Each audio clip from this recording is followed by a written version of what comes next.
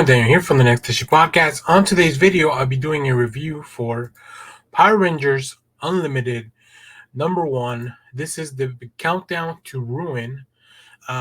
Really interesting because I don't normally read a lot of Power Rangers books, but this one was a nice #1, and it's a one shot, so I thought it'd be an easy story for me to get into. But let's take a look at the creative team before we get into more into this book.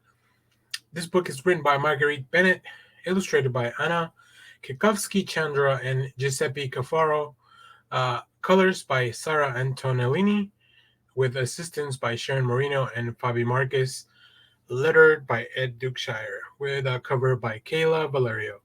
So yeah, a lot of people working on this book. If you don't know what's going on here, let me give you a quick synopsis for this book. This is the next crucial Power Rangers Unlimited special. Calamity looms for fan favorites Andros and Zan from the hit series Power Rangers in Space. Discover their past growing up on the KO-35, their journey to becoming Rangers, and the epic battle that changed their lives forever.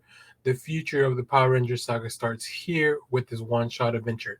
So yeah, this is about Andros and Zan. Those two characters that I'm not very familiar with. I have not seen or read any of this stuff from the Power Rangers in Space. I might have seen them in one of the crossovers that I've read, but other than that, not very familiar. But let me pull up some preview art and I'll talk more about this book.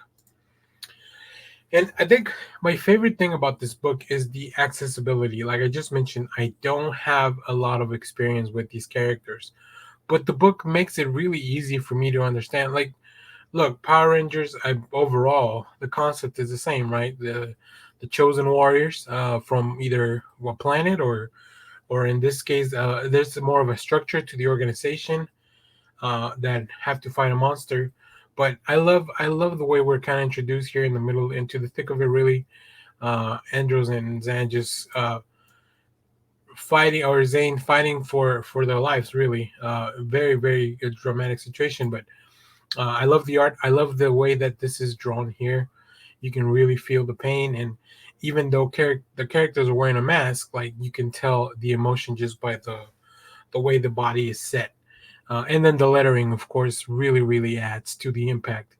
And then we get a flashback 35 years prior to them as kids, and all the stuff that kind of happened to them, how they met, and then everything that they've gone through really since there, even introducing their first exposure to the Power Rangers before even they were Power Rangers, right? We get to learn a lot about how they came to be Power Rangers, how they grew up kind of in this community now because they had lost everything. So I think for fans of Power Rangers in Space and these two characters especially, I think you'll really enjoy this book.